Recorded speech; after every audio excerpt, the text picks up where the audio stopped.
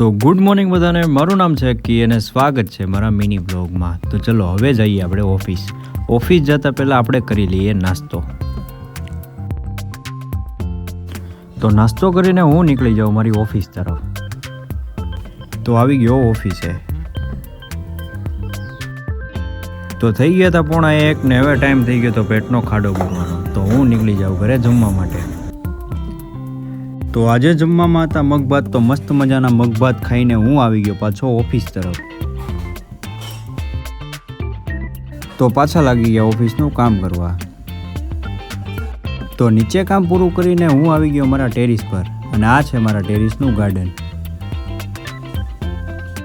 તો થોડીક વાર ઉપર આટા મારીને પાછું આવી ગયો નીચે, અને નીચે કરવા માંડ્યો મારું કામ.